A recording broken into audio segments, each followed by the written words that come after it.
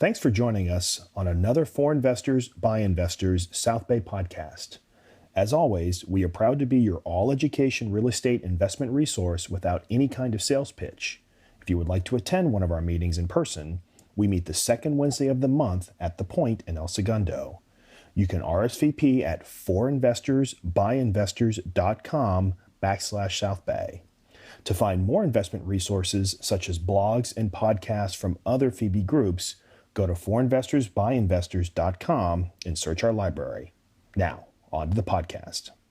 So, as you guys all know, part of coming to FIBI, it's the education. And tonight we've got, four fantastic panelists that hopefully we're all going to learn a lot from. But it's also the networking. And obviously we got a ton of quality networking at the start of the meeting here. We always tell people, if you just come and you listen to the education, that's going to be great. But if you don't network, you're missing out on half of the value of FIBI. And while as an investor, I've learned a lot from FIBI, the majority of people that I'm doing business with now as an investor, I've met through FIBI as well. So make sure you meet people. We encourage you to participate in this panel. We certainly have pre-written some questions and we'll try to steer the conversation along, but if you've got questions, feel free to raise your hands and we'll try to get to as many questions as we can. And when you hear someone asking a question and they sound like they have money to lend, and you're someone that is looking for money, then make sure you find that person after the event. Probably the most significant change that we're gonna do is the second we say, hey, thank you very much, we'll see you next month, typically everyone wants to rush up and start talking to the panelists and networking. But this is a real estate office and we do have a meeting here tomorrow morning. So instead of networking in this space, we've reserved the outdoor patio at North Italia and we actually got food, some really nice appetizers that we can all kind of share and then talk out here. So we're gonna move the post-event networking to North Italia and we're gonna do that every single month. And then we'll take care of the food, you take care of your own drinks, and all the panelists and Matt and I and hopefully everyone else will be there as well. So we also, before we get started, we do have sponsors that we would like to thank. I'm not sure, is anyone here from Spira Woodward?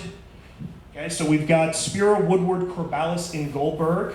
Those guys are a local attorney firm, been a sponsor for a long time. Actually, we're talking to Stephen about being a panelist later in the year, so thank you guys for coming. If you guys have any questions on real estate, actually I had a conversation with Stephen last week on a new client that's moving in and has some construction defect issues. So stuff like that, these guys are great at. South Bay Tax and Financial Consulting, Kyle Mealy's a CPA, and he's one of our prime sponsors. We want to thank him. Is there anyone from Jesse Navarro's office here? Jesse Navarro's with Farmers Insurance, and they handle, actually they've been working on the policy that we're, as Matt mentioned, we're now an official not-for-profit, not a nonprofit. And they've been handling the policy for our new corp now. UDirect IRA, is Jeff here? No, so self-directed IRAs, UDirect is a company that we've been doing business for a long time. We want to thank them. Walker Dunlop, and I had to get his card because they just moved. Actually, Andrew Wessling back here works with Walker Dunlop, which is a really large commercial broker, which besides being underwriting their own deals, they also do some life insurance loans as well. And actually, Andrew is going to be a panelist next month. Next month, we're doing a panel on investing in commercial real estate. So, did we get that up on Meetup? Yeah. Yeah, so it should be up on Meetup, our February panel. Oh, geez. This is the one that was causing all the feedback, by the way. Yeah. So I think with that, we've got all our announcements. Anything else I'm missing? Thank you. Thank you. So also part of what we've been working on is we are going to have an annual membership. So instead of having to pay for each individual meeting, live on the website right now, you can buy an annual membership. If you want one per club, so if this is the only club you come to, it's $199 for a year. And besides getting into all of our meetings for free, you also get into the two all-chapter network meetings that we do, usually in Long Beach as well, and a couple of other benefits. If you are someone that enjoys going to multiple FIBIs, we also have an all-chapter pass, and it's $299, and that'll get you into any FIBI meeting anywhere for the whole year, as well as the all-chapter network meetings. So if you go to forinvestorsbyinvestors.com, you can find information and purchase a season pass. And then part of why we have this elaborate sound system that we're still clearly learning how to work is that we also do record these, and we do a podcast, usually 2 or 3, well, usually about a week or so after the event, we'll release the podcast, and all of those are on forinvestorsbyinvestors.com as well. So we've been doing this for close to 4 years now. We've covered a lot of topics over the last 4 years. So if you are an investor and you're curious about real estate notes, or you're curious about commercial or multifamily or fixing and flipping or international investing, go back and look on the podcast. We've gotten some great content over the years, and some of that information is as relevant now as it was a few years ago. So with that, we're going to go ahead and turn it over to our panelists. Again, part of the FIBI, our mantra here is that it's all about networking and education, and absolutely zero sales pitches allowed. So while these guys are here and they're going to kind of give you a little bit of their background, they're doing it more just to kind of frame their point of view when we get into the panel, not that they're trying to sell you their goods or services. So I'll go ahead and turn it over to you, Matt. Go and introduce yourself. All right. Cool. My name is Theriault. I own a company called Real Estate, and we are income investors. We're predominantly, we invest all across the nation, but predominantly in the Midwest and the South. We have 3 heads to our business where we teach people how to invest. We have a second head where we team up with busy professionals and do their investing with them. And then we have a third head, which is our hedge fund, where we invest for you. Is that enough? Is that good? You tell us. Is that enough? Sure. I got a haircut today. Mercedes. My name is Mercedes Torres. I run a turnkey operation that is based here in Southern California because I live where I want to live and I invest where it makes sense. My turnkey operation is in 5 markets, generally in the Midwest and in the South, 5 states, 10 markets. Basically, what I do is I do all the heavy lifting for our busy professionals who are our clients, and buy the house, fix it up for you, sell it to you with tenants in place, management in place. I do the heavy work, and investors actually benefit from the cash flow as well as the tax return. You can talk to Matt about that. Yeah, we do all the heavy lifting for our clients. Hello. Yeah. My name is Doug Van Soest, and we are from, we're together. We're from the Inland Empire. Marietta is where we reside. We flip properties, fix and flip. We wholesale properties, and we have a rental portfolio in Southern California that we manage. That's kind of it in a nutshell, really. This is Andrea, my wife. I love it. They're being actually pretty modest. We all belong to a mastermind group called the Collective Genius together, and in order to be part of that group, you have to have a rental portfolio of over 200 units, or have flipping over 60 houses a year, or be basically a full-time professional investor with a business that runs to do that. And I can tell you that these guys all are at the top of their game when it comes to real estate investing and learning new techniques and new strategies to actually push themselves forward. And they're all being extremely modest and shy because they don't want to sell you guys anything. So thank you guys very much, but at the same time, they all are professional investors. I met Matt and Mercedes a long time ago, and we actually both paid about, 16 grand for the new Marisha? You guys paid 20, okay. Yeah. Okay, 'cause did you buy the extra book and tape Of set course, for I had to buy it 3,500? all. So, yeah, I spent 16 grand and quit my CPA firm job. When I got my first deal under contract, I was gonna make 30 grand, and I'm like, I'm done. And then that's where I met Matt, and we've known each other for a long time, and then reconvened after just running our own businesses at the Collective Genius, and I can tell you that they're top-notch investors in themselves, and the education they bring to the table is unbelievable. Matt's actually running an intensive pretty soon that's going to be unbelievable as well. That I think is going to be really highly valuable. I've seen some of the snippets of information. It's great. So myself, I'm a CPA. Well, I'd say recovering CPA because I will not do taxes. I don't. I don't believe in paying the crown money. So, but when it comes down to it, I'm a full-time investor and I flip about 5 houses a month. I flipped over 500 now in the last 10 years. I wish every single one of them was profitable, but you learn some fun lessons along the way. And so at the same time, we also buy a lot of multifamily properties.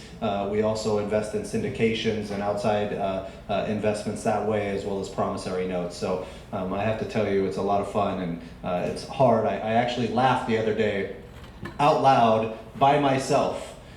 Because I was laughing about the problems that we have to deal with sometimes. You know, just contractor problems, you know, buyer problems when we sell a property to a homeowner. You know, we got a homeowner right now that's trying to get us to replace all the electrical in the house that we sold over a year ago. Just out of the blue, like, hey, you owe us a full electrical upgrade. I'm like, oh, no, I don't think so. You know, so, but it's just, you know, the fun stuff you deal with in this business. So I have to tell you, anybody who's doing this business for a long period of time, I have a massive amount of respect for, just because I know what it means to have to scrape and scrounge and grab onto everything you can during the market fluctuations. I quit my CPA firm in 2006. So I was a real estate genius for 6 months, and then I was an idiot. And I was like, wow, this is what market cycles are like. Okay. So, but that being said, you know, this is a lot of fun. We're here to learn, and I'll hand it over to Dave so he can kind of talk about his experience. Yeah, I became a real estate genius in 2006 as well, and I think I was a genius for about a year before the market caught up to me. That's part of what when I got slapped around in 2008, 2009, we were moving on our own, right? And didn't really pay attention. We weren't part of a community. And I actually started going to real estate investment clubs, and that's when I found FIBI. And that's really where I think my education expanded. I started getting a broader sense of the market as a whole as an investor. I've been investing with Matt for years, both as an investor, having other clients invest with him. We've co-invested in many deals as well. I've done everything from high-end fixing and flipping to buying non-performing real estate notes, and try to consider myself a real estate entrepreneur. Obviously, welcome to Keller Williams. I'm also a full-time agent, and we do work with a lot of investors and also work with what we call families in transition. So people dealing with divorce, people dealing with probate, relocation, the super complicated stuff that most agents don't want to touch. They just want that real pretty house in Manhattan Beach. We like the dirty stuff. So that's our what we do, and anyone that wants to network with us afterwards, join us at North Italia, and we'd love to learn more about you guys. So we're gonna get started. Madam asked you the first question, specifically on looking for deals. Like, what type of marketing do you like to do when you're looking for real estate investments? The key word there was like to do. Mostly, if the strategy that we like to do work, we'd all be very successful. It's the strategies we don't like to do that seem to be where we have to spend most of our time. But we spend a great deal of direct mail, spend a great deal of time there. We started probably 7-8 years ago writing. We wake up in the morning, we write 20 yellow letters before coffee, send those out, and then go on about our day. And now we're up to, I think we're almost $25,000 a month in direct mail. And so that's number one. It's far away the big leader for us in generating our deals. We're doing really well right now with Google PPC. We're doing really well with a new Facebook strategy that we have. And then what the other one was, we've got a really good system for going through Zillow, and there's probably another 15 FISBO sites where you can communicate directly with the owner. So we have a little email sequence that we'll send back and forth. And actually we have our virtual assistants do it. So they'll send all the initial messages out, and then those returns come back to us, and then we field those out. So those are probably our top 4 spots. The 25 letters you were writing, who were you sending those to when you guys were getting started? That time, the short sales were booming. So we just had a pre-foreclosure list. And gosh, it seemed like it was a 50% return at that time. We sent out 20 a day, so that was what, 100 letters. What's that, 20, 40, 200 letters a week. And that was 4 or 5 contracts a week. You're doing also. That was all here in Southern California, yeah. We were doing what? You do it all by hand then too. Yeah, we were handwriting everything.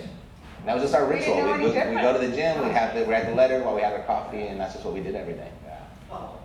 And you know, piecing this all together, I think it's important to understand, you know, not only how you're getting the actual deals in itself, but you know, you have to piece it together with investor capital, bringing that money to the table. How do you go about doing that? I know you have a podcast that's pretty popular, right? So, and you raise capital that way and things like that, or can you tell us a little bit about that? I think the one thing, when we got started, we basically were starting life essentially over together. And so we didn't have a lot of money. And that's why we had started with such a grassroots approach. And I think what we learned along the way that, I mean, we share it all the time, and I don't feel like it sinks into people, is that the most valuable skill that's been for us is having that ability to actually find the deal and get it under contract. If you find a deal that's actually a deal, doesn't mean you get a house under contract. You have to have a deal that's under contract. The money is everywhere. I mean, I could stand up here with a flyer and just say, hey, this one's gonna pay $40,000 in 30 days, who wants a piece? Like, I mean, every hand in the room would go up. As long as you've actually found the deal, then the money was never ever the problem. Our philosophy has always been find the deal first, the money will come. And that's just kind of a rule of thumb that not only do we teach that to our students, we actually practice that in our office. I don't care if I happen to buyer, I will find one. Because if it's a deal, you will find a buyer, and sometimes you'll find 6 buyers, and then I'm like, holy crap, what am I gonna do? I only have one of these. So find the deal first, the money will come. Doug, Andrea, what about you guys? What do you guys focus on, and what are the areas and headaches you have to deal with? All right, I'll start with the beginning there. We're in the Inland Empire, and we started, we're pretty fortunate, we didn't start till 2008, so the sky was mid-falling when we started. And we were talking earlier with somebody, we were making offers so conservative that we figured after we sell this, it's gonna be worth about 10% less than what these comps are at right now. So our offer was way down here, so we made a lot of offers on the MLS. This is just for bank-owned homes, that's how we started. And you know, it was a grind. I mean, even at that time when it was 2008, and felt like nobody wanted property. Well, the prices that we wanted it, apparently other people wanted it for a little bit more than that. But that's what we did for the first 3-4 years, was bought homes off the MLS. But we saw a shift coming. We kind of wanted to get ahead of the game, at least in our mind.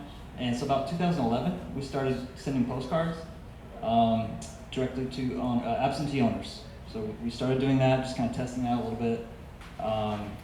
Very different game than buying from an agent on a bank-owned home.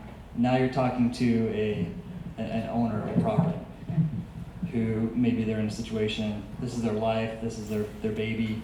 They're usually going through something difficult in their life, and now you gotta be a person and talk to these people and try and negotiate and buy a house from them. That makes sense. So Where'd you find their names? Where'd you get your list from? I think at that time we bought a list from listsource.com, and you can, put in your criteria. You can download absentee owner list. You can download equity, just people with equity, homes with equity all over the place. You pay per lead, I think. And title reps will do that, right? So yeah, that's another great source for people looking to do that. Most title reps these days will give you that for free. You give them the title business, of course, but it's a great trade. Yeah, it would have been great to know then, No, but we did ListSource, and we just, we had some success, started doing that. I think you mentioned 50% response rate with your yellow letters. I mean, we were getting 3 or 4% response rate with postcards, but I would die for that now. I mean, the response rates are much lower now. What are you looking at now? 0.5%. Probably on average, yeah. Just on the response to On the postcard. response rate, right? That's not the close ratio. No, responses. Yeah, so you send out, 100 calls, you get half a call. 100 letters, half a call. You know what I'm saying? We don't even call it Yeah. response rate anymore. We call it reaction rate, because half the people are annoyed by getting the letter, getting the postcard. Yeah, that's true. So anyway, yeah, we did that, and we've kind of just expanded ever since. So now we don't really even look at the MLS. Not that there's not deals there. I think there are if you have the right systems to kind of work that. We focus, directly off market, and again, direct mail is our big baby as well. We don't do quite as many We probably send out 15 to 20,000 mailers a month. And pay-per-click, interestingly enough, we're also having good success with that. We've been doing that for about a year. So those two really is what we focus on right now. What kind of response rates are you getting on pay-per-click, both you guys? I don't Higher or lower know than about that? our response rate. Well, I'm not really concerned with the cost per conversion. Again, you'll get 10 conversions, and 4 of them actually have a house to sell. You get a wholesaler, you get a cash buyer, you get, an agent, So really only 4 of those might actually be real leads. I think we're spending probably somewhere around a couple $100 to get a lead, somebody that has a house for sale. What I'm more concerned with is our return on that investment. And right now we spend about $2,500 per deal to get a deal. That's what we're at. So yeah, it's not cheap, it's not free, and I've heard of much higher costs per deal, heard of much lower. That's about where we're at right now, with both direct mail and pay-per-click, interestingly enough, about $2,500. Do you guys use any other, I'll ask Andrea, so. Do you use any other methods to acquire these houses and things other than pay-by-click and direct mail? I would say our other best source is our SEO of our own website. Actually, has been really good for us the last couple of years. I think it's something that a lot of people don't focus on because it took us a good 9-10 months to really start getting consistent leads coming in, and now that's one of our best lead sources. And how do you go about monetizing that SEO? How have you guys focused on that to make it so that it actually is working for you now? That's tough. We get asked that all the time. We hired somebody in-house that's not really in either of our wheelhouse. So we hired a guy that he actually started just making a website for us, and he did a great job, and we realized he's onto something here. And we've sent him to a few like traffic and conversion conventions and the digital marketer thing just to help him continue to learn. And he's been great. It's a great, well, actually, I want to ask that question next about leverage with people, but just specifically on your website, what type of content are you putting on your website that they are prioritizing? What do you guys add to your website? See, that's really like a big deal and a large part of it, and I don't know exactly all that. There's so many backlinks, it's really, really technical, honestly. So it's not something that I think you can go Create overnight. Yeah. But what he's optimizing with whatever black magic he does, is it blogs, is it video, like what type of, it's everything. And are you guys posting stuff all the time? Is it a constant, daily, weekly, monthly? How often are you updating your website? He's changing it up. Yeah, at least weekly. Yeah. It's a lot of, like you said, a lot of backlinks. Southern California, SoCalHomeBuyers.net. Yeah, she just got .com. Okay. SoCalHomeBuyers.com. SouthernCaliforniaHomeBuyers.com will work as well. Question back here? Be available for subcontract. We're trying to keep him very busy. Yeah, you guys are ranked very number one on almost every search I've made.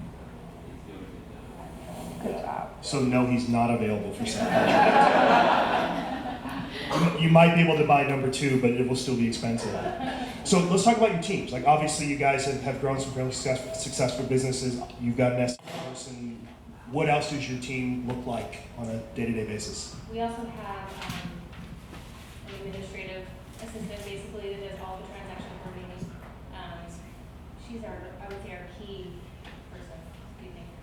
Besides, well, acquisition's obviously really important. Yeah, she keeps all the files moving. Yeah. Where's this up to? That was our first hire. Yeah, that was our first hire, and she's been just so helpful to us. Yeah, we went to soccer practice and football practice in the afternoon with our kids. She's great. That was huge. We also have a few different acquisitions people. So we have, how do you describe it? Inside sales, like a Inside phone sales, person, outside sales. and outside sales. 2 phone people, 1 person that goes and leads. Perspective about sellers. And who are your inside salespeople? Who are they calling? Are they calling the same people you're mailing to? Are they calling different people? Who do they spend their time reaching out to? Actually, they don't do outbound. They just answer calls. They take leads and do follow up as well. So we kind of have it structured a little bit maybe differently than a lot of, I don't know, teams might be, but certain marketing streams will come in and go to one person, other marketing streams will come and go to another person. They'll vet the leads, negotiate, just get proper information, kind of see how motivated they are, and if it's good enough, set an appointment for our outside sales rep who will go physically see the property. And if that's not possible, they'll just negotiate on the phone and try to lock up the contract, sight unseen with their best estimate. Mercedes, what about you guys? How are you guys structured?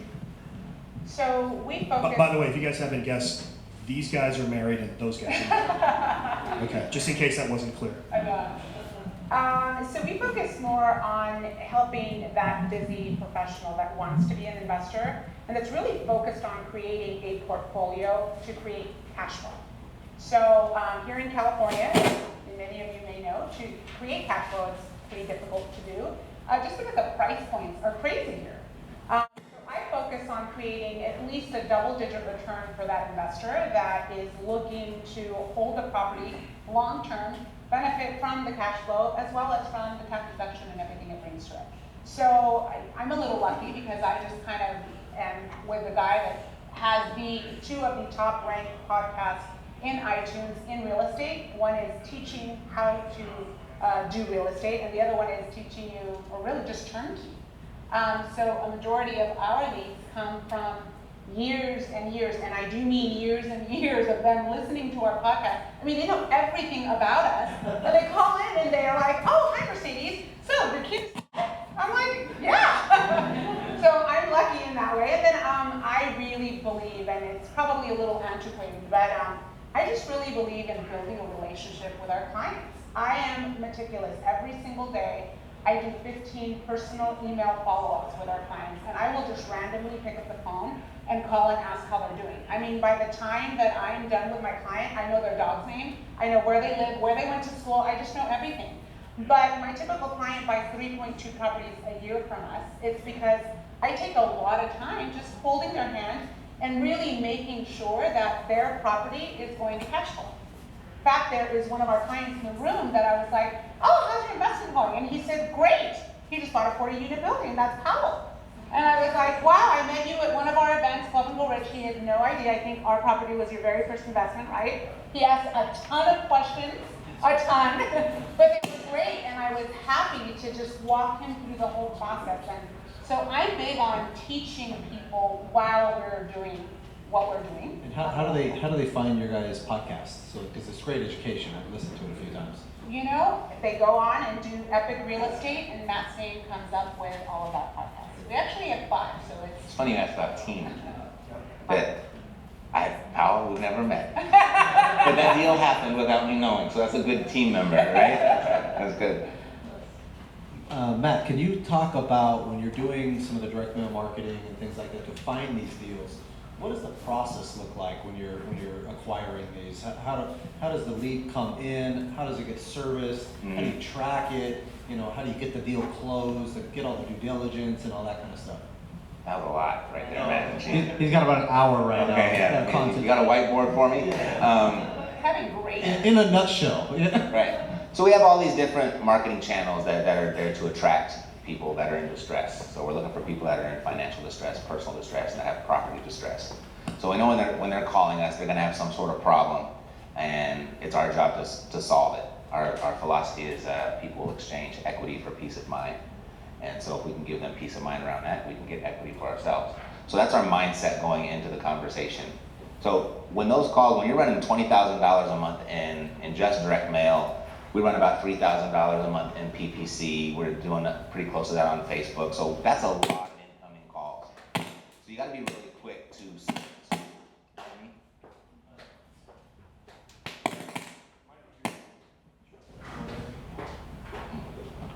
check. All right.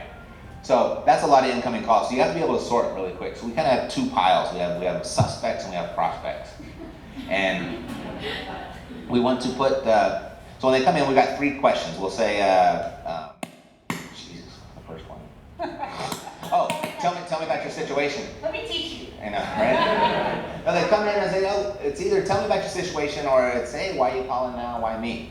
And so that kind of gets them to open up and tell a little, rather than saying, why are you selling? We find that when we say, why are you selling, it kind of shuts people off. And then you just go back and forth and you build a rapport. We try to relate as much as we possibly can with that one question. And then the next question is, okay, great, when it kind of comes to a natural close, it's, so what do you want to have happen? We ask them that. And we want them to answer, because a lot of people, especially newer investors, they'll get, and they'll go for the close too quickly, and they'll assume that they want money. They don't always want money. So that's why we always ask them, what do you want to have happen? And get their response first. And then the third question is, great, if I could make that happen for you, how soon would you be ready to sell? And so those are our 3 questions, and that third question is going to tell us motivation and urgency. And if it's not 30 days or less, they're a suspect. If it's 30, if they're 30 days and over, they're a suspect. If they're 30 days or less, we're calling for an appointment. But that's pretty much where the conversation will end. Our whole goal there is either to put them in the suspect pile so they get followed up with, or put them in the prospect pile so we can set an appointment. Do you guys normally get an idea of what they're looking for with regard to pricing in that first thing before appointment happens and that type of thing, or how does that work? If the conversation, because we have a script, but the sellers don't have a script, so they don't always follow it. So you kind of have to feel your way through that, and if the opportunity, is that me?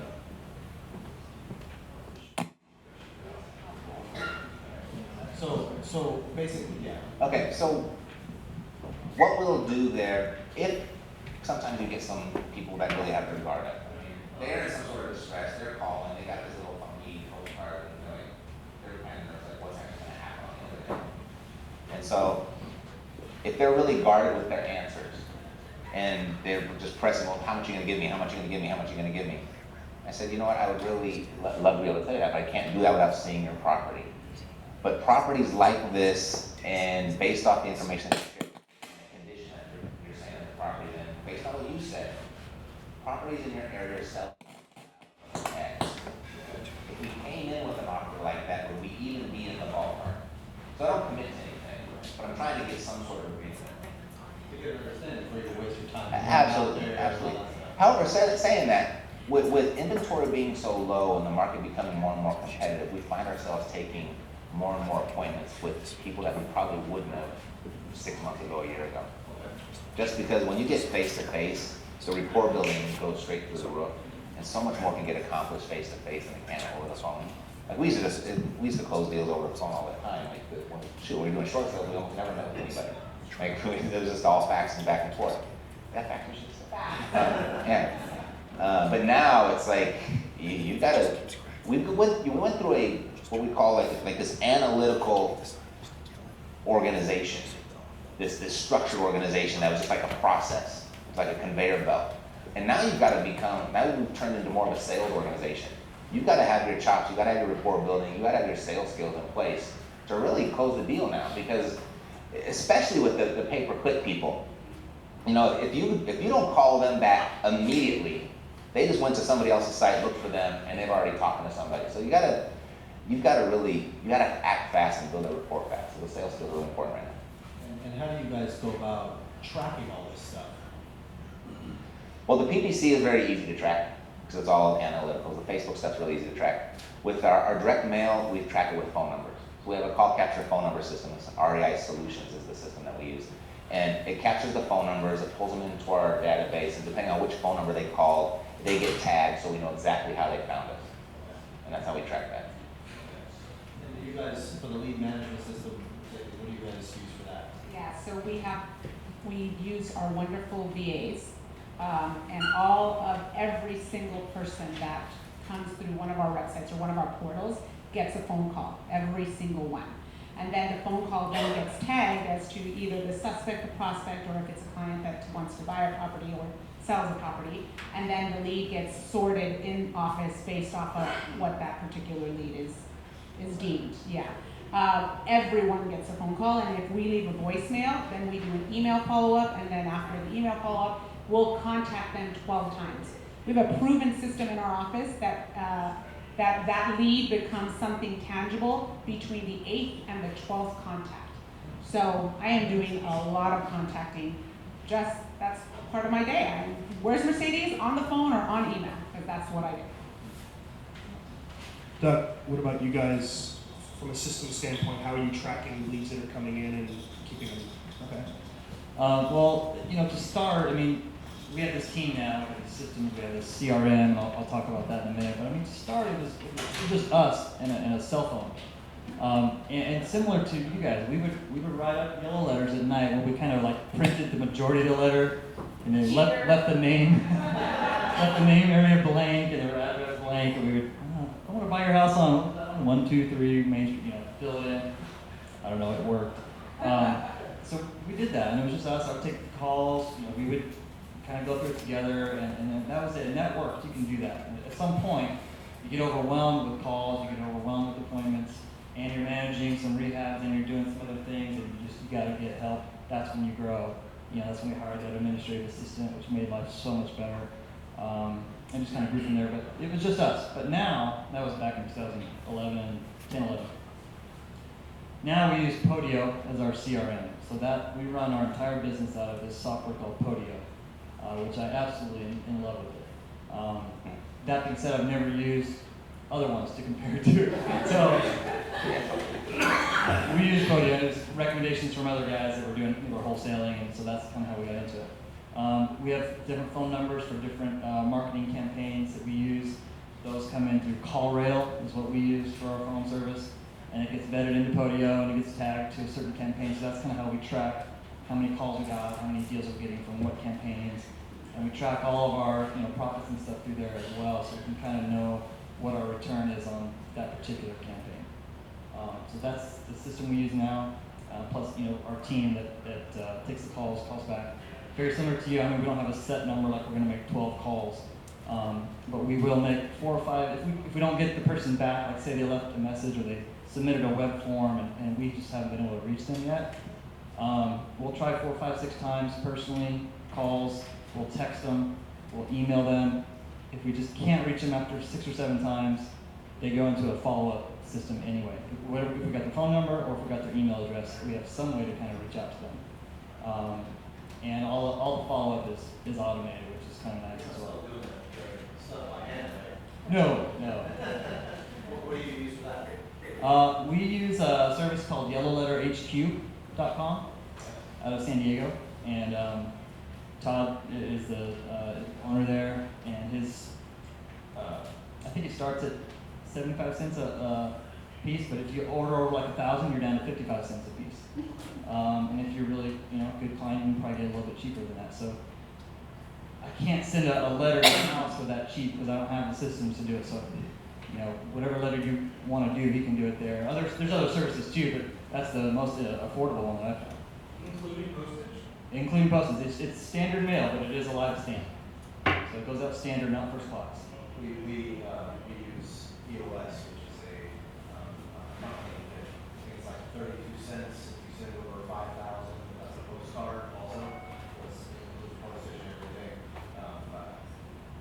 These guys really put me up on game on the Podio and direct mail and all that kind of stuff. So I sat on with Doug for an Andrea for a good hour to pick their brain on this stuff. It was pretty awesome, and it's amazing what Podio does as far as organization. We have virtual assistants and things like that do the same thing. There's nothing but calls. It takes a lot of sales training though too. That's one of the hardest parts about having a virtual assistant that's going to answer these calls constantly, or any salesperson, is the sales training. So we put them through, a guy named John Martinez actually runs a sales training course. It's absolutely amazing. It's unbelievable. You have to listen to it 15 or 20 times before it sticks in your head finally, when you're doing this stuff, but it's unbelievable. So, you had a question here? How do you spell Podio, Podio. Another question. Yes, Investor Fuse. So Dan Schwartz is the guy who owns that. I actually learned most of how to kind of do the back end of Podio through Dan's free YouTube videos. So you can do the Investor Fuse, which he sells a whole back end system. There's a few guys that do that. They sell a kind of a ready-made system for you. You can do that route. There's a lot of glitches that kind of happen when you start to implement other exterior, is that right? Yeah, all these 3 or 4 different softwares that kind of have to all be working together, and sometimes if one goes wrong, it could be a problem. You don't know it for 3 months, and then you realize, oh, that email wasn't going out, you know. So it's a big, long conversation, but you don't have to get it that complicated. Just a basic Podio will really help in terms of organizing leads and tasks for follow-ups, things like that. Yeah, Globoflow is essential, though. That's a back end to Podio that makes everything work. Yeah, we used Podio for about 2 years in our office, and it didn't work for us because of that.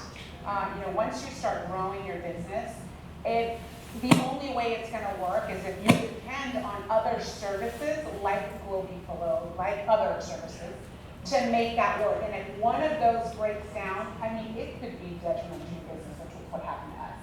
So we needed to find a system that was not going to be dependent on 8 other exterior systems. So I liked it when we were small, but when we started to get bigger, it just doesn't work. And let me just tell you, the biggest nightmare is to switch from one of those systems to another. It's a nightmare. It's worse than childbirth. And so I will caution you, exactly. I will caution those that are considering, shop around and really look at the back side of it, because in the front, Podio is awesome. We used it for 2 years, but We pushed it to its limits. Yeah. And then we had REI Solutions. Yeah. Because we had 10 different people on the ground in 10 different markets. So they had 10 different workspaces. It was like we had 10 Podios working at once. And what he said was a perfect thing. Like when something breaks, you might not know it for 2 or 3 months. And then once you realize it, now it's just an IT mess of trying to figure out where it broke. And it just, I don't know. Maybe we just pushed it too far. Because he's not alone in the people that love it category. There's a lot of people that absolutely love it. So. Andrea, I got a question. You guys are all talking about teams and virtual assistants, and how do you use the metrics from the system to kind of keep an eye on how your team is performing? Is that something that you're doing on a daily basis, weekly basis? How are you using that system and to keep them motivated, but also to keep them accountable? Well, everything goes through Podio. Every conversation that our sales team has with somebody, we can hear it. It's all recorded. Messages they have to each other and to Doug, it's all in one location, and so it makes it really easy, I think, to keep everybody kind of up to date. But do you guys have regular daily check-ins, weekly check-ins, or just their stats are up and they just know whether they're performing or not? Yeah, their stats are up and everybody can see it, so that's a great thing for the sales team, is they're motivated by how many deals this person got this week and how many deals that person got this week. That's something that we really need to get better on, is the EOS type stuff, the weekly meetings. We don't have that all dialed in, but through Podio, we all stay connected and know what's going on. Matt, what about you guys? As As far as tracking and Tracking. accountability for your team? Right, so we have a Monday morning meeting.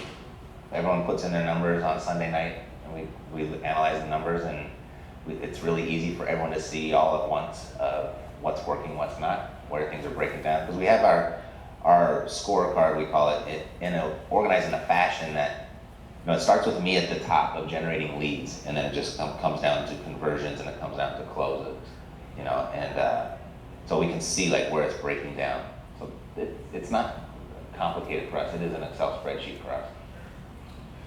I'm curious about, we've been talking a lot about marketing for deals, right? Looking for people that may be wanting to sell, but you guys are also marketing for capital, right? Looking for people that may want to invest.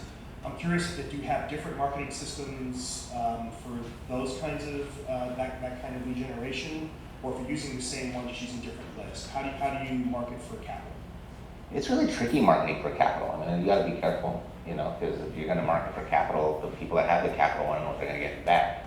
So then you're going to have to market an actual return, and that's where it gets really sticky. So we went and filed for a PPM. So we have a fund, and we got this 506C. It's alphabet soup with these things, so I can never remember quite what it is. But we got the C, and that allowed us to actually advertise a return.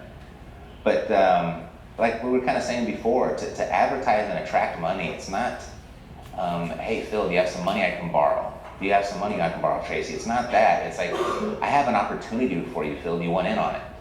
Like, so it's more of presenting opportunities to people than it is asking for money or looking for investors. I just think that's a really tough road because that's kind of how everybody does it, you know? And so Are you finding Phil's and Tracy's by your say marketing, or you have, is that more just through your podcast and those people are attracted to you? yeah, I mean, direct mail looking for buyers and direct mail looking for investors, I don't think it's, even PPC, I mean, they're meeting someone through the internet who they're gonna give $100,000 to. I mean, that just doesn't happen, or at least hasn't happened to us. Well, actually it did. Actually it did. But it's not a predictable event, and it's not a controllable event. We did have someone that, right when we opened up our fund, found us on Google with the Google search and wired $50,000 within the next 3 days.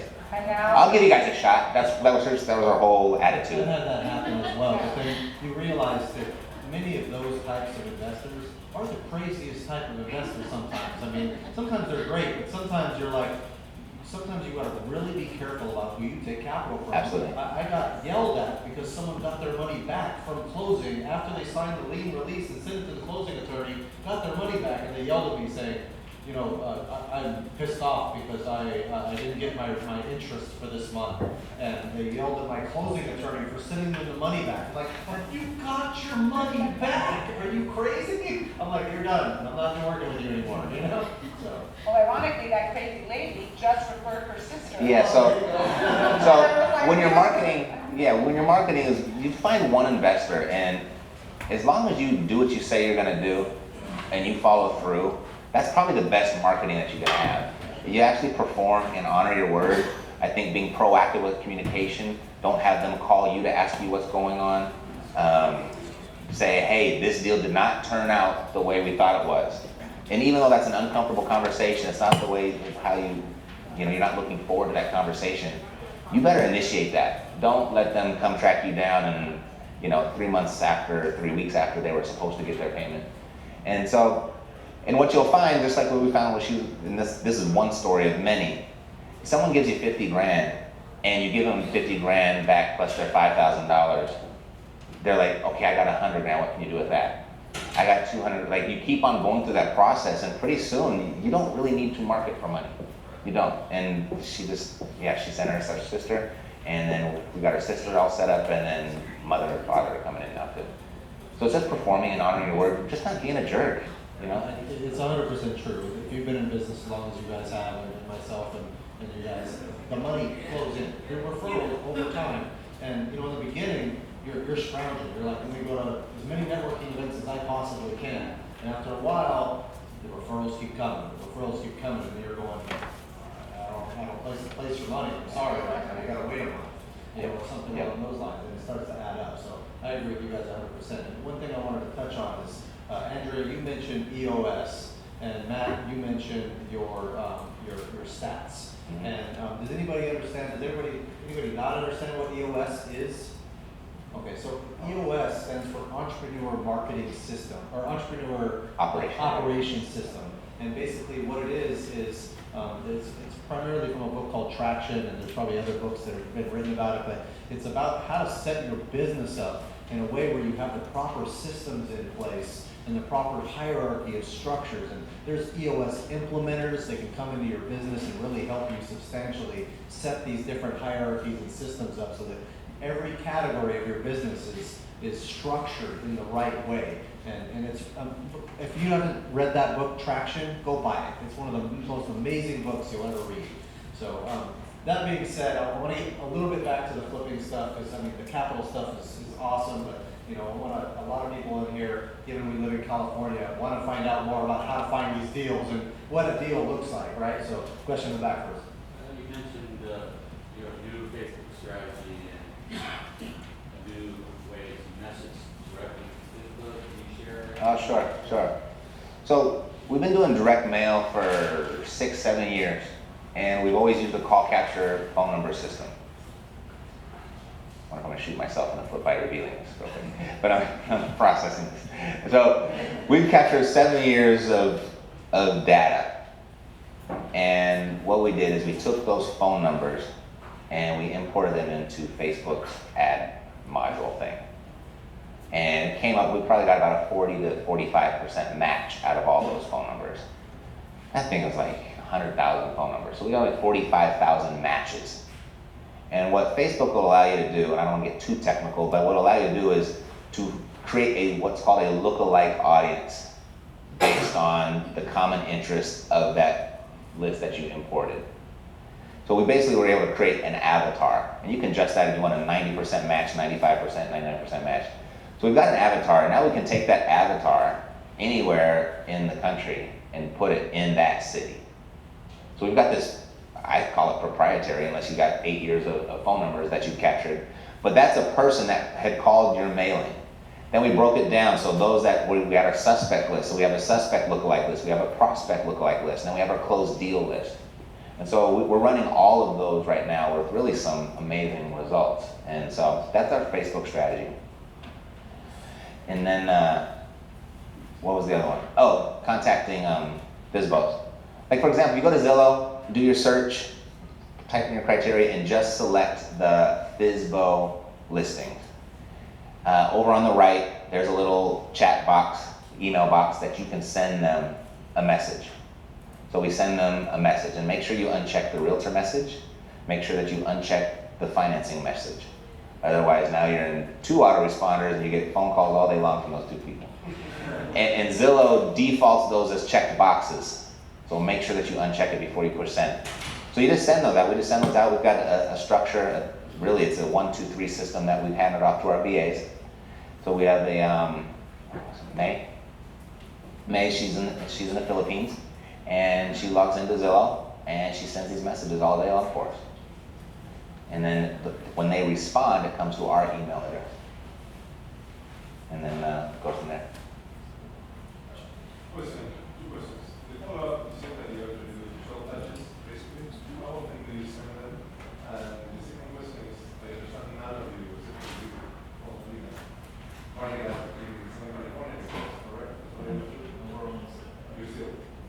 Yeah, we're nothing Southern California. I'll answer the question about the 12 follow-ups because I set it up. It's all yours, baby. So when they come in, they're on a phone. We capture the phone number. That's essential. You have to have a call capture phone number. Otherwise, there is no follow-up. And then when they come in through the web, they come in, we have the email.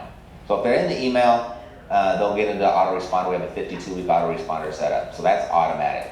Then if they come in the phone, when we're talking to them, if we can capture their phone or their email address, they'll follow that autoresponder as well. But there's 2 ways so the email autoresponder is there, but then once a month, everyone continues to get direct mail, so those are continuous touches. Then we'll do 2 things. We'll do a text blast and we'll do a slide broadcast. So anybody know what slide broadcast is? Everyone's gotten recorded sales pitches before, right? What slide broadcast is, you can record that message and you deliver it to their cell phone, but their phone never rings. It goes straight to their voicemail and shows up as a missed call. 100% open rate, okay? And now, so what we do is we leave messages, not like, hey, have I got an opportunity for you? And then no, it's more like, hey, I just saw your name on my desk, and I'm not sure if we talked or not. I think you might have fallen through the cracks. I can buy 1 more house this month. If you have one to sell, then give me a call. It'll be really personal. We will record them several times to make sure it sounds like it was just like you were leaving it for your friend, or just like you're leaving it. We'll use broken English, we'll stutter, we've tried swearing a little bit, we've done all of that. And it works really well. And they're like, I don't know, who is this? I don't know, your name's on my desk, do you have a house to sell? That's all we'll do, we'll just deflect. They'll call us and say, whoa, I don't know, your name's on, and you wouldn't be on my desk unless you called my number, so do you have a house to sell? And so that works really well for us. So we do that slide broadcast once, and then we'll do the text message, the text broadcast, same type of message. And we'll mix it up, we'll use a lot of current events, where, like the last interest rate hike, we'll go, I don't know if you saw this today, but the interest just went up. And that means that your property might not be as valuable, next month as it is right now. If you want to get max top dollar for your property, give us a call and we'll be happy to help you. So we'll just constantly mix it up, and we'll pull from current events mostly. So word to the wise, when you send out one of these blasts, or when you do the message, you have to have an entire team ready to respond. Yeah, that's a good because point. you get 75 responses a minute, like no joke. So So we're there. Yeah, telling the people- slide broadcast, you definitely want to do like 50 at a time. Yeah. 10 minutes, We love 15 it. minutes apart. Yeah. Yeah, because, well, half the people are gonna call you, they're just gonna hit return call without listening to the message. So those just come, they come like rapid fire. They're just like this, really fast. So, yes, Okay. yes, spread them out. Yeah, because it was a frequency, once a month. We do the text once a month, we do the slide broadcast once a month, we do mail once a month. And then the email is on autoresponder, they'll get that once a week for a year. Yes. Yeah. Or Yeah. 2 years. I know people have gotten deals 2 years. Oh, it happens all the time. It happens all the time. Yes. And then on personal touches, once we make the personal contact and they know my name, they know Mercedes' direct number, I then follow up on a weekly basis until I get, don't call me anymore, or Mercedes, can you call me in 3 months or 6 months? It's more different. I do the marketing for the sellers. She's talking about the marketing for the buyers, which basically the same system is set up for both. You mentioned 5 markets, 10 states, sorry, 5 states, 10 markets. How do you pick those and can you share what they are? This genius here created a proprietary algorithm several years ago. Our sales Because reps. we were actually fix and flippers here in LA, in Orange County.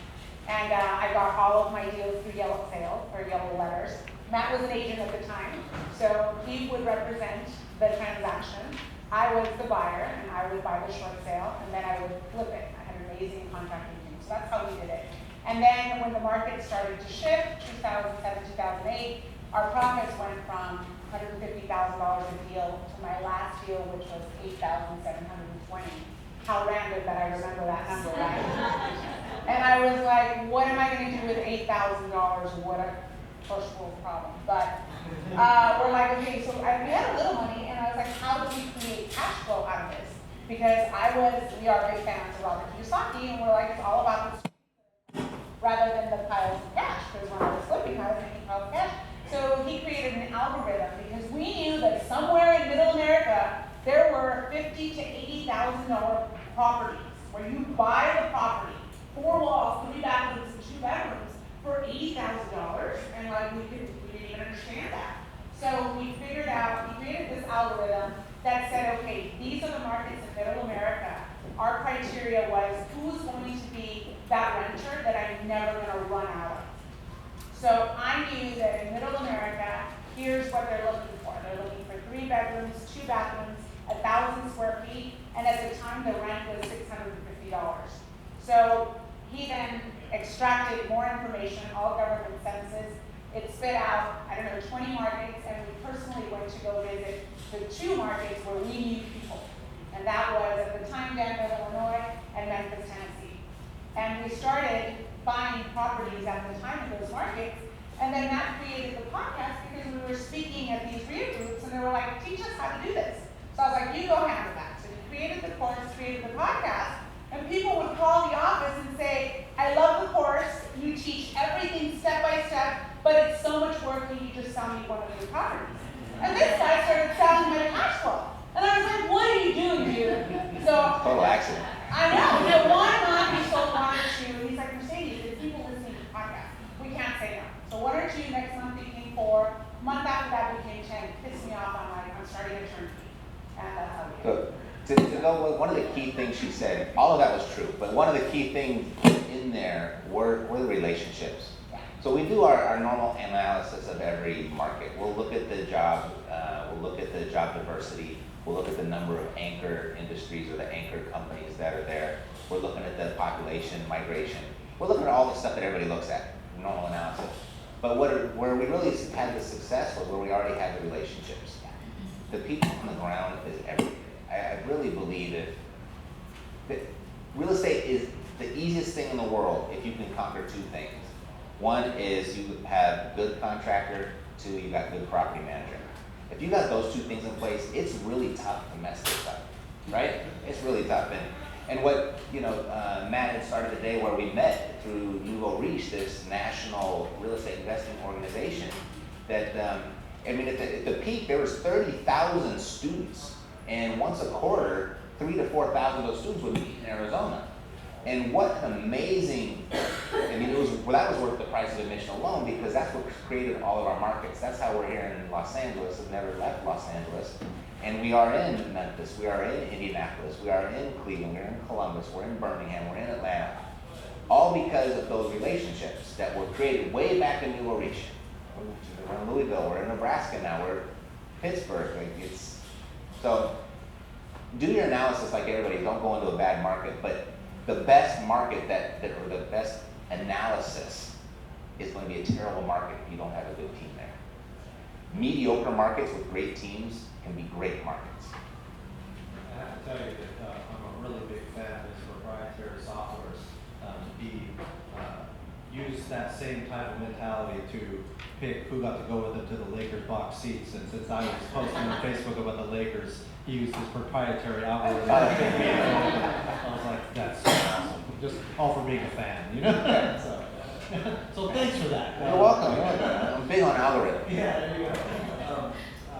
Doug and Andrea, I'd love to find out a little bit more about some of the different softwares and technologies that you guys use, as well as, some of the challenges you've gone through to learn the marketing methods that you guys actually deploy right now. What are some of the headaches and the learning aspects that you have to go through to enact direct mail by clicking, learn the SEO side, and things like that?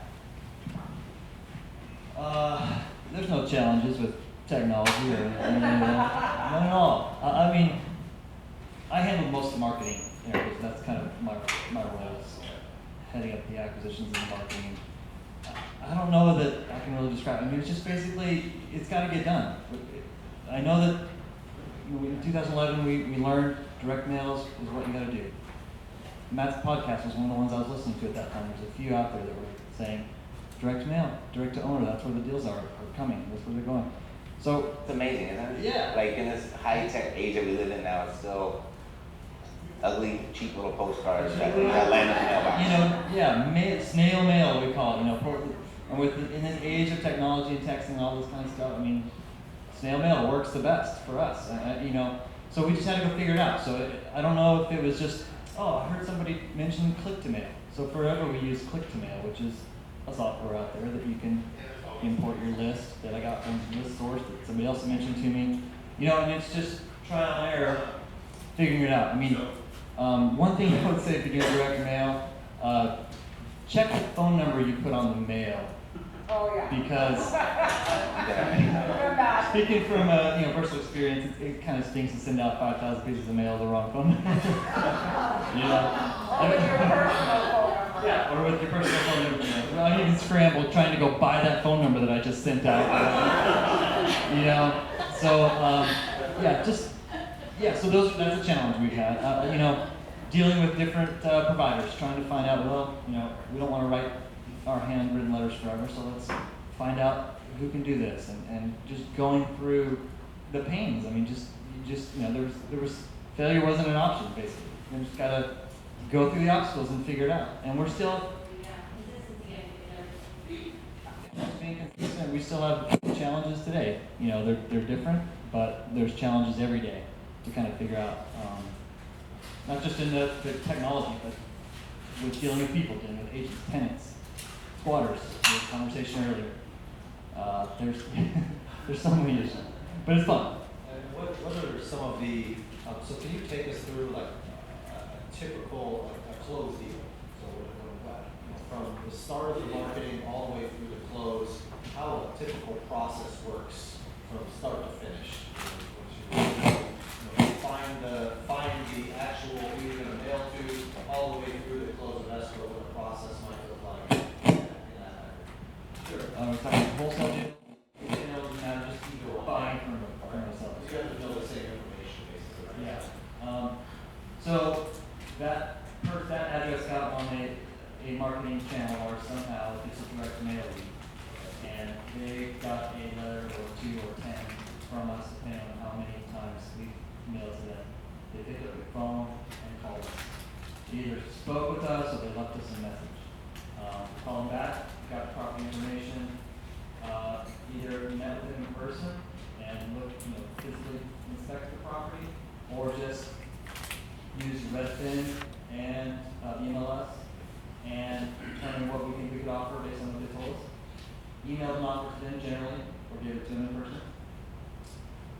maybe we negotiated, went back and forth, got rejected, you know, there's any number of scenarios that could have happened.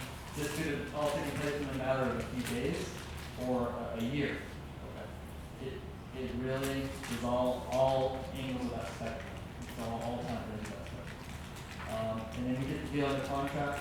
Now is where we, you know, the work sort of begins. Sending a contractor out to actually get us a bid. Opening escrow, you know, doing all the paperwork, back and forth, communicating. That, you know, could take anywhere from 10 days to 30 days, depending on how it's negotiated. So you get the call in from them, and then you go through and make an offer on the spot, or you can go through and send somebody out there after, like Matt was saying, he gets a range. That was one thing we did wrong, because we weren't getting the range first. We're like, oh, you're interested in selling? Okay, we'll send the contractor out first. And then we're like, get back to them, here's an offer, oh, that's the way out, sorry, bye. We're like, great, we just send somebody else for a reason. Right, yeah, no, you figure that out. You waste a lot of time if you don't get at least a little motivation. Right. So we're definitely at different ways. I love Matt's approach with the 3 questions. I think that was really good. Yeah, that's awesome. We base it around the first question we had was, tell us about your situation. Yeah. Why, we really want to get to the heart of why are you selling this house? And that can kind of lead you on how motivated they really are. And then if they don't give you a direct price that they want, you know, you try as hard as you can to get that price. But I'm not the guy, and I don't teach our team that if they don't give you a number, you just hold out forever and you get that service. We eventually, okay, well, based on what I'm hearing, you know, maybe our offer would be this range. Would that be considered? Something to that effect. And then, oh yeah, that might work, or oh no, I won't take less than 300. You know, maybe you offer 200. Yeah, so now you can work with that. So that's kind of how do we make offers the first call? I think was your question. Not so much anymore. Usually it's I'm going to gather some information and not just get right back to you. Not that we haven't made offers before, but that's not typically. We've tried to, because multiple people have told us in the past to try to make offers sight unseen as much as you possibly can, save on efficiency. Other people do it completely differently, want to see the property. We analyzed like the last 50 properties that we rehabbed and came up with a maximum cost per square foot that you can possibly be. You know, of course you have roofs and, you know, major items like that that can occur. You try to weed that information out of it as much as you can. But even then, it's not easy to do. I mean, it takes appointments and people aren't available all the time. You're like, I heard you out there before somebody else does. It's pretty crazy. And one thing that's shifted lately in our business is our cost of construction is going up. I mean, our rehab costs are going up. So where our typical formula, so to speak, of kind of how we would estimate repairs, we've now recently adjusted that. So you know what? This $30,000 rehab just isn't happening anymore. It's now 45. And that's like our number. Can you guys talk more about what is a good deal look like? And Andrea, we talked about this. Like a typical house, what do you have to buy it for? What do you want to put into it? What do you want to sell it for? What kind of profits are you able to look? What's this good deal? That's really mostly determined on his acquisition today, and I think it ranges a lot more for us. Yeah, it's hard to say like. You're buying a tenant, maybe an $80,000 property all the way out to Torres, maybe $550,000 property. We shoot for a resale profit, we're gonna fix it with it, we want to make minimum of $35,000. Okay, so is that your minimum is the amount of profit you make? Yes, yeah, And 45,000 is kind of your, if you can get that number. yeah. What about you guys? What's your minimum? We're in a very different market, so 45,000 would be a big hit. Some of the houses we buy are 45,000. I think we kind of have a rough number of 10 grand is what we're looking for. As far as our cash on cash, we're always looking for infinite, we're always using leverage of some sort. But I think what's really important in that thing is not the amount, it's also for us is the speed. The speed of the money is so important because I'm not going to do a deal for 10 grand, I'll wait 6 months to get it. You know, so it's all relative. It's a lot of judgment, and a lot of it's based on, you know, what was your last deal? And was that a good deal for you? And, you know, your memory is there. You go to your next one, you're like, my last one was 10 grand, it was a pain in the ass, so I need 15 on this one for sure. It's like that. But the money's there. I mean, it's easy money and it's a flip. We'll do transactional funding type deal and make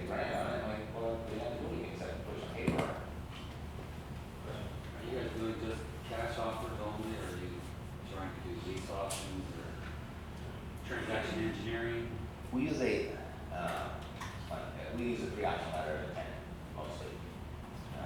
Unless we get like some really strong motivation on and a price, approximate price on that phone call, we'll send a purchase agreement for that. But we do it in the auction letter of intent, where we put the option 1 is an all cash price, option 2 is an interest only price, option 3 is a principal only price. And we'll send that out. It makes it really easy for follow-up. Because when you're doing stuff virtually, probably the hardest thing to do is to get the actual contract signed, even by people that said, yes, we've got a deal. Like still getting that contract signed and getting into the contract for that, getting cash out. Probably the hardest thing to do. So we'll send out the pre-auction letter of intent. It makes it really easy. Hey, I sent out the LOI. Which one did you like best? Option 1, 2, or 3. So it makes it really easy close. And then, well, I didn't like any of them. Okay, well, which one do you like best? Well, if none of them, I said, well, which one's the closest? Number 2, okay, great. So how far away are we? So that's how we use it more as a tool for that than anything, just because we know the mass amount of numbers that we have to work through. So. By the way, these are all scripts that we teach our team. So exactly what he's saying is really what's being said, not that caller follows it, but we lead them down like that, just because we know that our goal is to get that number for that deal. Question. I'm sure you've done it more, but at any point, have any of you done door knocking, cold calls, or driving for dollars to get your deals? I did door knocking when I was doing short sales, because on one block in South Central LA, I could easily get 10 short sales. And so there, it was insane. Yeah, completely different market.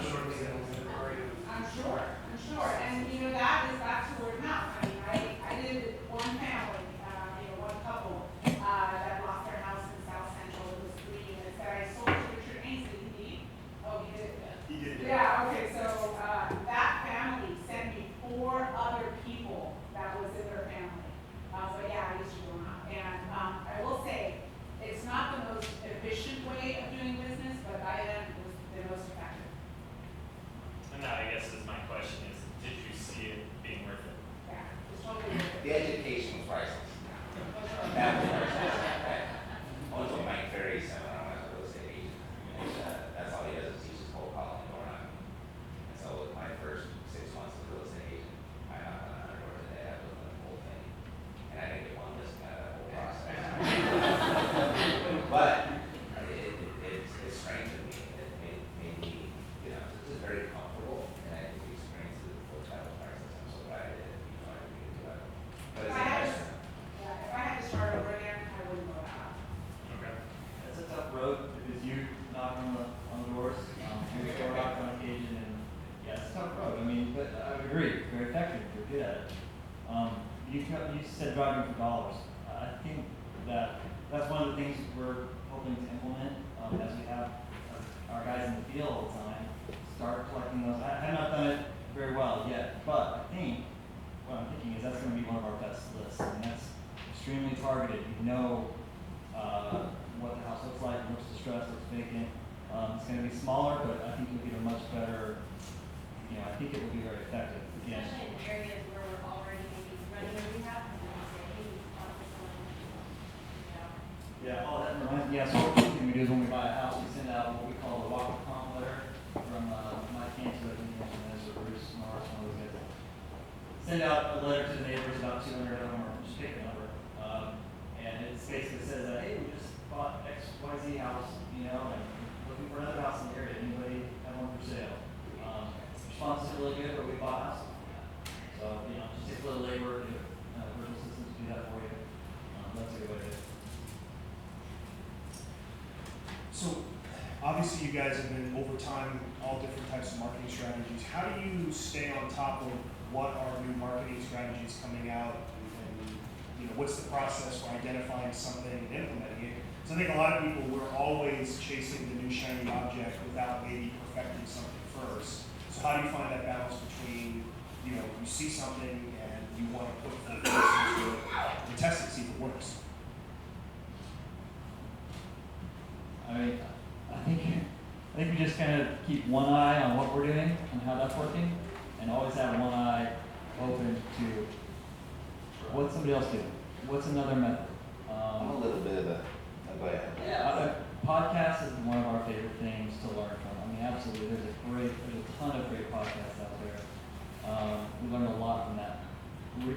meetings like this, FIBI meetings, just keep your ear up and know what people are doing, what's working. Maybe join some kind of mastermind group. Obviously, that's been crucial to us as well. I don't know. That's kind of how we do it. And, if we're trying something after 6 months, that's the you mentioned consistency. I mean, don't just try something for a week or a month, especially direct mail. If you're going to do direct mail, you got to do it at least 6 months to kind of build up, measure, get people several times, give it a chance. Not just one mailer and it doesn't work, forget it. That doesn't work. You've got to be consistent with it. And that's just pretty much anything. Also, you have to kind of want to follow them if it's not working. We don't want to try something else. We're not getting 100 houses, it's not full. I ask a lot of questions with the teams that I'm working with. I mean, our mastermind group, is pretty big, and they're big dogs. We're small compared to some of the people in the room, and I just go pick their brain. And I'm like, what are you doing? What's working for you? And know that what works in one market generally it will work in another, but you do probably have to tweak it. I know, what works in markets in the Midwest may not always work here in California. So you definitely have to tweak your strategy or that marketing for whatever it is that you're looking to do. I buy everybody's program. Yes, I buy for everything. sure. It's just that I go through everyone's little sales funnel. I just want to have that upgrade. I got the one-time offer. All this thing. I did it all. I want to know what everyone is doing. And every infomercial you buy. Yeah, I buy it all. Just because, and I've got some of my greatest ideas out there. But some non-real estate related podcasts on marketing where I got my Facebook strategy from. That's pretty things. But, What was that? I don't remember what that was. yes, it's by the guy over it that would do the traction conversion thing. Digital marketing. Yeah, what's the name of the podcast? What's the name of the podcast? I'll just do the one guys.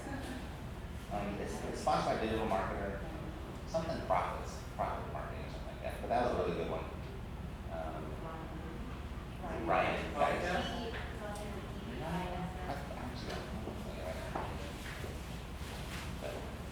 It is absolutely important to be like that and network and meet new people and find out what they're doing.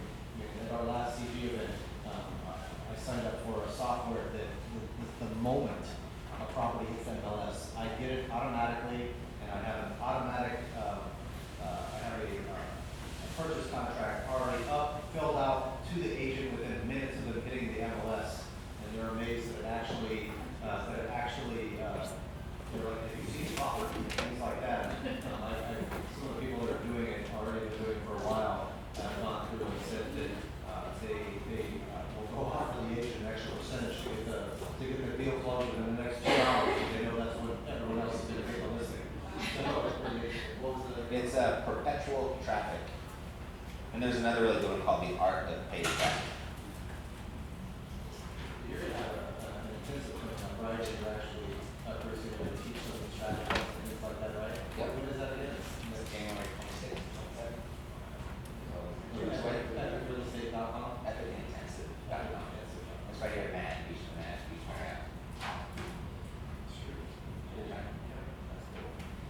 And then, you guys, so, I mean, I've gone through the ringer a few times and, on the direct mail side, I have a virtual assistant in the Philippines that has an accent, it's tough, we've gone through training, like crazy with them and stuff like that. When you're answering the phone that way, and, you have to train them on that side. How often do you guys focus on training your sales staff? And how is it a weekly thing, a daily thing, and you listen to calls? There's a big trick to virtual assistants. Yeah, we learned it. Read the book, The 4-Hour Workweek. Anyone read that book? I was like, wow, I get someone in Pakistan for $4 an hour? This is great. And that was just a terrible experience. It's awful.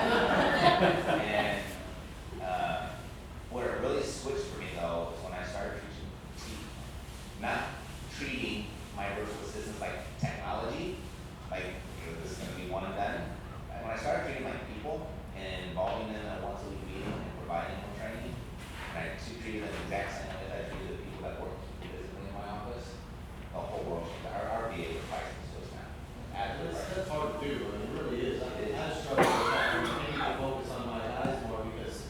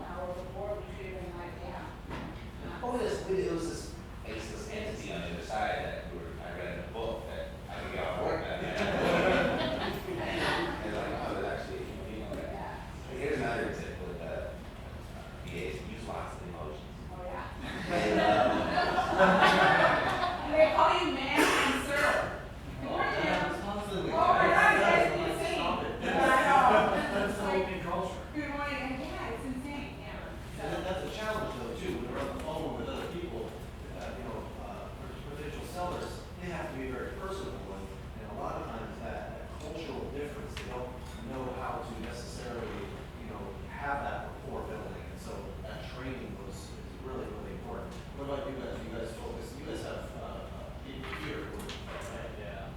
So, I mean, admittedly, this is one of the challenges we have is the training, the ongoing training, the hiring has been hit and miss. Sometimes you get a home run, you got something that's great, and then other times, you know, you hire someone you think it's going to be great, and a couple months later, it's just not working out, and now you have to go and start the process again. And, you know, it's been a growth area for us, yeah.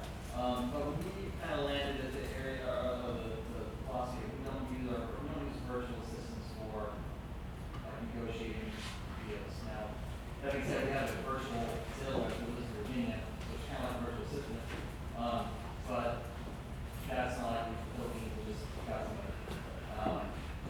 So we did John Martinez's course. That was recent, and that's fantastic. I would recommend that for sales training. What's the name of this company again? Is it It is Midwest Revenue. I would take it as well. Great sales training, and then once you've gone through it, you've got it recorded, you can have this over and over, or you can stay in the program, and every few months there's another, called sort of live session where they go through all again. Yeah. So it's fantastic. So that's been great for our training, for our salespeople. But even like for our administrative assistant, our transaction coordinator, today we're in the office and we just hear something on conversation, and it's like, well, that was a good training moment. Probably could have said this, or maybe not said that, it was a delicate situation with cash for keys kind of thing. And you just have to handle those with care. And so we just take every moment that we can think of, especially when it's fresh in your mind, to kind of address it and deal with it.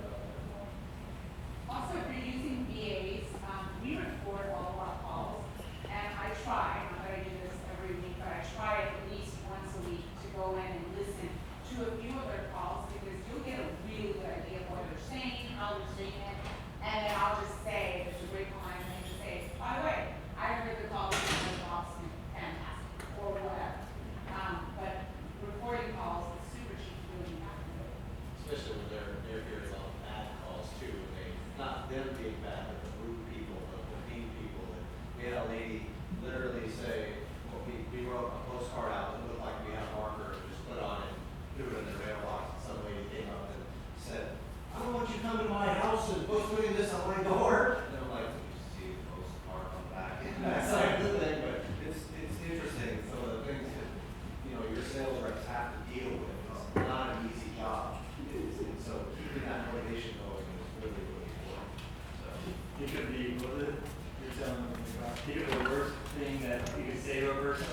Nasty. It's nasty. Work someone to say, That's what your sales reps are going to hear, because the first person got a postcard is unwanted.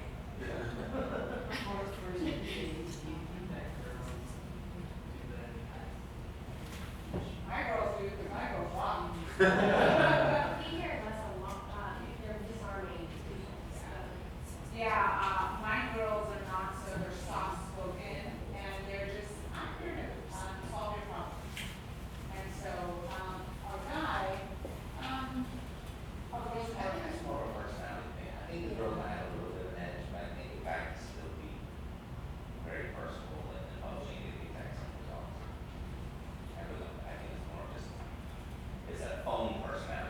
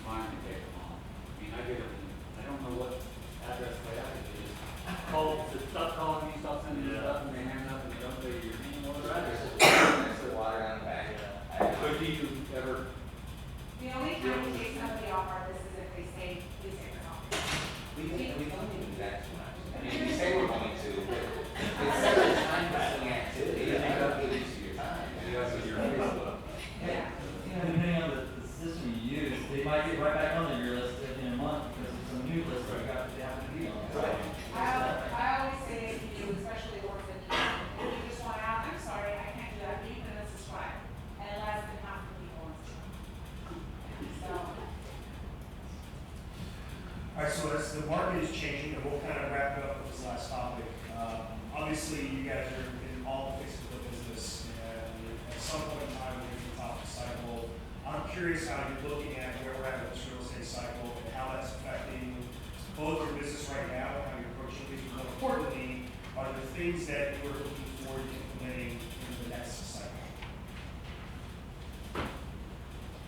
Matt? I'll say, we're not a fixed limit, we're straight income investors, and I think because we are secure, I think we're very much sheltered from these sort of market fluctuations. I really don't plan on selling anyway. What we have been doing, we've been taking our senior properties, from a management perspective, that gives us a lot of trouble. We've been turning those into seller finance loans, so we've been selling. So now we don't have the management issue, and from that point, we can lock in a high interest rate, we can lock in additional equity, now we turned it into a 30-year income stream for us. So those are the two things, and I think we're a little bit more concerned right now with stock market cash. Or should that happen? I actually don't think it's going to happen. I think we could slow down. I think what if you guys have heard this owners at all over the last few years, like what the banks have written in the last, since 2008, it's probably the best book of business in history that they've ever written. I don't see that collapsing. I remember when I was a real estate agent just before the collapse, there was a guy and he said, something's gonna happen, and I guarantee it's gonna be something that no one saw anything, never saw it coming, it's never happened before. And I think with all the experience that we had and all the history we have to look back on, I think if we do have a bubble, it's gonna be something like, wow, we didn't see that coming. It was like something that nobody predicted, something that never happened before, because I don't think it's gonna be a collapse, unless there's additional major fraud or something like that going on behind the scenes. But, when we sell our turnkeys through conventional financing, I had to jump through so many hoops to get that done, and it's just like, you gotta be spotless to get a house these days, and I think that's been their protocol for so long. I don't think there is really a bubble. I think it can certainly slow down. I think the only thing really to watch is probably interest rates, but I think they're gonna just close up so slowly, it's not gonna catch us by surprise, and, you got 20 deals sitting on your desk that you're ready to close tomorrow, and then something happens that morning, and now you have no deals on your desk like it happened last time. I don't think I just don't see it. I think the average credit score in 2006 was 625. In the last 5 years, it's been 750. That's the average credit score for people that are getting a loan. So it's definitely better than here. Having said that about loans, this is the time to get conventional, or to get money. Money is at its all-time low. And I mean, we've been down, we don't take advantage of the money that's out there. I mean, I literally am getting my clients a 4.5% on a 30-year fixed term investment property. You have to come in with 20% down. I mean, it's unheard of if we don't take advantage of it. It's not gonna be around forever. Not as long as. Yeah. What are the minimum loan amounts now? Are they I can go as low as $30,000. our first trustee from a conventional? So I tell our clients, look, for an $80,000, you need $8,000 property. You need $16,500 to buy a house that's going to cash flow you at 10% return. Is Wells Fargo paying you 10% for the money, for your $16,000 in the bank? No. So it's to our advantage to take advantage of what we have right now.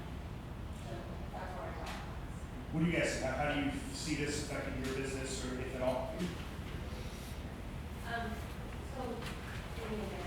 have just kind of trying to take precautions and pay off and pay down rental properties, save as much cash as possible so that we can, in addition to making decisions, we can sit back and build off the cash when we have to, and when those good deals come available again, but we saw some of the people, that spot, last time around, 2006, 2007, we want to make sure that we're not in that spot. Any last questions? I actually have a question. Yeah. For you, Matt. The text last, what do you use exactly? There's a bunch of them out there. Okay, So you because I haven't found a field. could Google text blast and you'll get 30 companies.